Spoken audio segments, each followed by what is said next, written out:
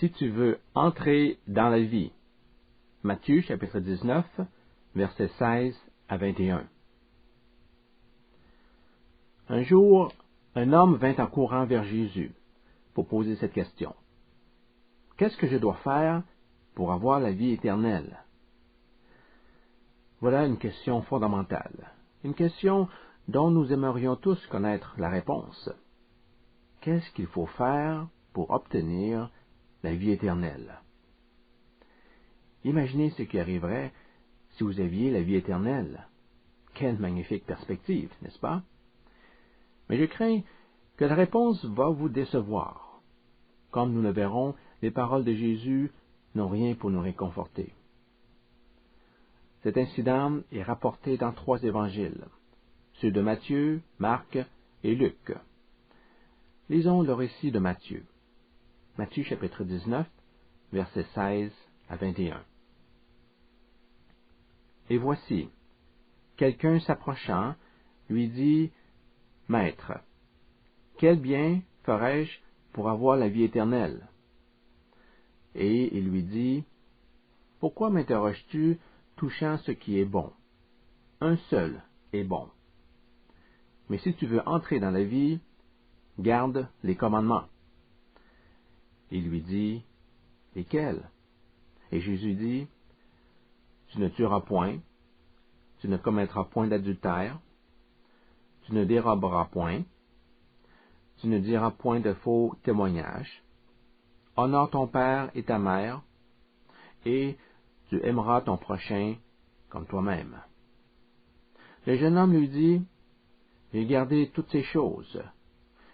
Que me manque-t-il encore? » Jésus lui dit, « Si tu veux être parfait, va, vends ce que tu as, et donne aux pauvres, et tu auras un trésor dans le ciel, et viens, suis-moi. » Nous avons ici un étonnant passage, dans lequel nous retrouvons un homme sincèrement préoccupé de la question la plus grave que puisse se poser une âme sérieuse, celle de la vie éternelle. Il était jeune, il était riche, et Luc précise qu'il était aussi un notable. Ressentant un vide dans sa vie, un vide que ni sa richesse, ni son statut n'ont pu combler, ce jeune homme demanda à Jésus, « Maître, quel bien ferai-je pour avoir la vie éternelle? » Par cette question, il laissait sous-entendre qu'il était fermement disposé à faire du bien pour acquérir la vie éternelle. Il ne parlait pas de pratiquer un bien extraordinaire quelconque, mais le bien en général. Quel est le bien que je dois faire pour être sauvé? Jésus retient le thème du bien et le questionne immédiatement sur sa requête. Il lui dit, « Pourquoi m'interroges-tu touchant ce qui est bon? » Verset 17. Cette réaction de Jésus nous laisse perplexes. Pourquoi m'interroges-tu sur ce qui est bon, sur ce qui est bien? On se questionne sur la pertinence de la question. En effet, elle nous donne l'impression d'être plutôt redondante. Le jeune homme venait juste expliquer pourquoi il a parlé de ce qui est bon. Il voulait savoir ce qu'il devait faire de bon pour s'assurer de la vie éternelle. C'est donc ce qui l'incita à interroger Jésus sur ce qui est bon. Mais en réalité, ce n'était pas exactement le but de la question de Jésus. Il faut l'interpréter comme une invitation à la réflexion, une invitation au notable à réfléchir sur le sens de ses propres paroles. Jésus voulait lui dire, « Lorsque tu me questionnes sur ce que tu dois faire de bon, est-ce que tu sais vraiment ce que tu demandes? Quelle est ta compréhension de ce qui est bon? » Cette question est pour notre époque aussi. Lorsqu'on discute de spiritualité, il y a toujours des incroyants de bonne volonté qui pensent que leur bonne conduite devrait les conduire au ciel. Ils disent « Je n'ai jamais volé qui que ce soit. Je n'ai jamais tué personne. J'ai vécu jusqu'à ce jour une vie relativement bonne, certainement aussi bonne que la moyenne des gens. Si le ciel existe, je devrais y être. » Si Jésus avait à leur répondre, il aurait probablement dit « Ah oui? Sur quelle base repose votre conviction? Quelles normes utilisez-vous pour affirmer que vous êtes une bonne personne? Ce qui est bon pour vous ne l'est peut-être pas suffisamment pour une autre personne. Et sur la possibilité d'aller au ciel, vous devez savoir que le degré de bonté qui vous satisfait ne répond pas nécessairement aux attentes de Dieu. Par sa réplique, le Seigneur disait au jeune notable, « Quand tu parles d'accomplir quelque chose de bon, comment définis-tu ce qui est bon? Est-ce que tu en as une idée? Devrais-je te l'expliquer? » Et c'est précisément ce que Jésus décide de faire. Il lui montre comment définir le concept de la bonté. Il dit « Un seul est bon ». En Marc et Luc, nous avons la phrase « Nul n'est bon que Dieu seul ». Quelle est la signification de ces mots? Un seul est bon. Dans le contexte de son échange avec l'homme, Jésus voulait communiquer la pensée suivante. La seule norme acceptable de bonté est celle qui est établie par Dieu, car lui seul est bon. Quand tu dis « Que dois-je faire de bon ?» tu n'étais sans doute pas conscient de la portée de ta question. Sache que le bien à accomplir doit obligatoirement être en conformité avec la nature même de Dieu.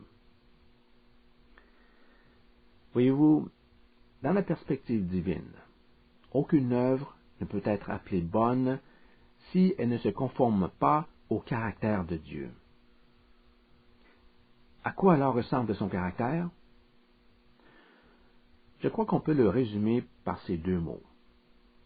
Amour et sainteté. Amour et sainteté. Deux traits fondamentaux du caractère de Dieu. Dieu est saint, Dieu est amour. Une œuvre est bonne si on voit dans cette œuvre la personnalité de Dieu. Elle doit refléter son amour et sa sainteté. Es-tu en mesure d'accomplir ce genre d'œuvre? C'était en définitive ce que Jésus demandait. Tu désires la vie éternelle? C'est bien. Regarde à Dieu. Regarde à son caractère, et tu connaîtras ce que tu auras à faire. Tes œuvres doivent être le reflet de sa personne. Peux-tu mener une vie comme celle-là? Puis, dans la dernière partie de sa réponse, le Seigneur Jésus dit, « Mais si tu veux entrer dans la vie, garde les commandements. » Il précise que le chemin menant à la vie éternelle passe par la pratique des commandements. Cette recommandation dérange quelque peu notre compréhension du salut. Nous avons appris très tôt dans notre éducation chrétienne que nous sommes sauvés par la foi seule et non pas par quelques bonnes actions. Nous avions la conviction que le jeune homme était dans l'erreur en pensant que son salut pouvait dépendre du bien qu'il se proposait d'accomplir. Or, la réponse de Jésus semble lui donner raison. Tu veux la vie éternelle? Obéis à la loi. Le Seigneur passe totalement sous silence la nécessité de croire en lui. Pourquoi n'a-t-il pas fourni la même réponse que Paul a donnée aux gardiens de prison en Actes chapitre 16, verset 31, c'est-à-dire « Crois au Seigneur Jésus et tu seras sauvé ». Nous reviendrons un peu plus tard sur cette question. Pour le moment, continuons à suivre le fil de la pensée de Jésus. Il vient d'indiquer que la définition du terme « bon » doit être basée sur le caractère de Dieu, puisque lui seul est bon. Cela soulève une autre question. Quel est le caractère de Dieu? Comment puis-je savoir à quoi il ressemble? La réponse de Jésus est simple. Vous connaissez des commandements. Regardez-les attentivement. Ils décrivent le caractère de Dieu. Lorsque nous nous donnons la peine d'examiner les commandements, nous découvrons en effet deux grandes caractéristiques de Dieu, sa sainteté et son amour. Dieu est saint. Ne commet pas de meurtre. Ne commet pas d'adultère. Tu ne commettras aucun de ses péchés. Et Dieu est amour, car toute la loi se résume dans ce commandement. Aime ton prochain comme toi-même. Tu m'as interrogé sur le bien que tu devais faire. Voilà le bien qu'il faut accomplir. Applique les commandements. Tu dois te conformer aux normes établies par Dieu et refléter ainsi son caractère dans ta vie. Notez que Jésus n'a pas cité tous les commandements du Décalogue.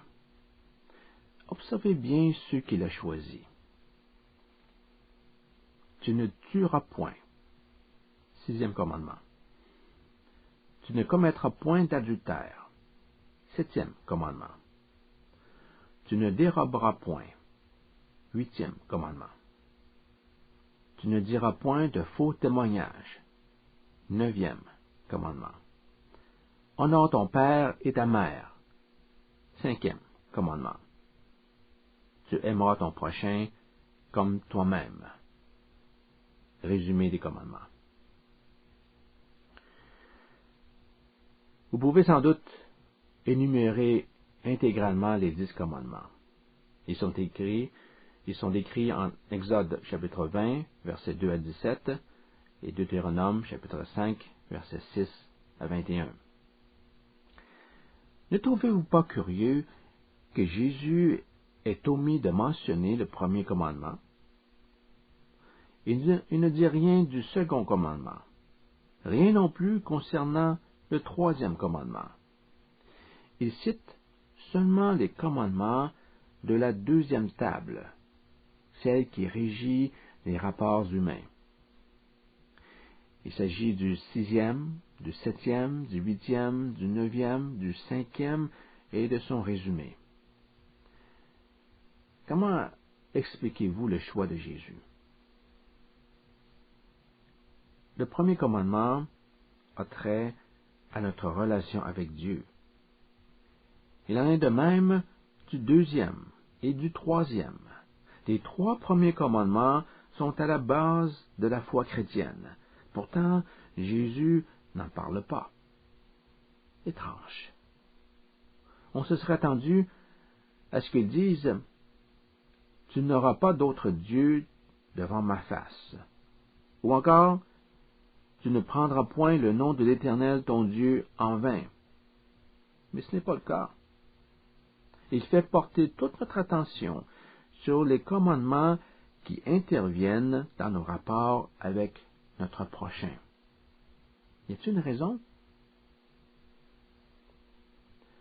Souvenez-vous de ce qui préoccupait l'esprit du jeune homme. Il voulait connaître quel bien il devait faire. Or, faire le bien s'explique davantage par le comportement d'un individu à l'égard de son prochain que par son attitude vis-à-vis de Dieu. Le premier peut s'observer, alors que le deuxième n'est pas directement visible. C'est pourquoi Jésus conduisit cet homme au commandement qui se rapporte aux relations humaines. Jésus s'intéresse grandement à notre manière d'agir avec les autres. C'est là que nous exprimons de manière tangible notre spiritualité. C'est là que nos propos sur Dieu prennent tout leur sens. La portée de notre profession de foi en Christ serait nulle si la discorde caractérise nos relations avec nos semblables. C'est comme si Jésus disait au notable, « Je ne doute pas que tu pries tous les jours. Je suis sûr que tu te rends régulièrement au temple pour offrir des sacrifices. Je sais que tu te laves fréquemment les mains pour les garder pures. Je sais aussi que tu révères Dieu du fond de ton cœur. Tout cela est bon. Mais tu sais, beaucoup d'hypocrites font aussi toutes ces bonnes choses. Ta véritable nature se reflètera devant les hommes dans la qualité des relations que tu entretiens avec eux. » Ces paroles sont là pour nous aussi. Je ne doute pas de la sincérité des chrétiens qui se disent tout à fait engagés dans leur marche avec Dieu. Plusieurs sont d'authentiques chrétiens. D'autres ne le sont peut-être pas. Comment distinguer les vrais des faux? Observez comment ils traitent leur prochain, nous dit Jésus. Vous pourrez tirer vos propres conclusions. Pourrait-on alors dire que les autres commandements ne sont pas aussi importants? Est-ce que cela signifie que nous n'avons pas vraiment à nous soucier de notre relation avec Dieu si nos relations avec les hommes sont bonnes? Il serait bien sûr erroné de penser ainsi. En réalité, il n'est pas possible d'aimer notre prochain comme nous-mêmes à moins d'aimer Dieu de tout notre cœur. Le second rend possible le premier. Si nous aimons notre prochain, ce n'est pas en raison de son apparence physique, ni de sa personnalité. Nous aimons les hommes parce que nous aimons Dieu. Dieu en est la source. Il est la motivation première de nos actes de bienveillance envers les autres.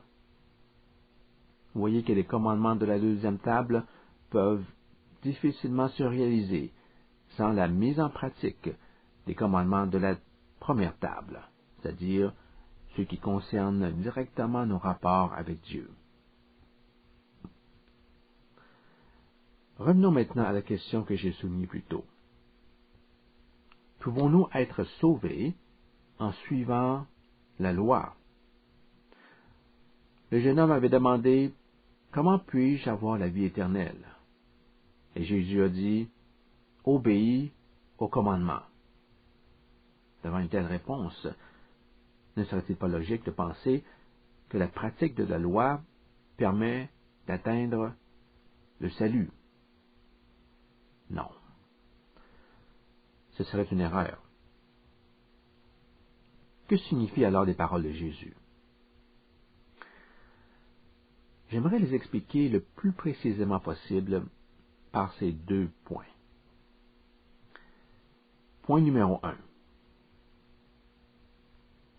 L'obéissance au commandement divin est une partie nécessaire du salut.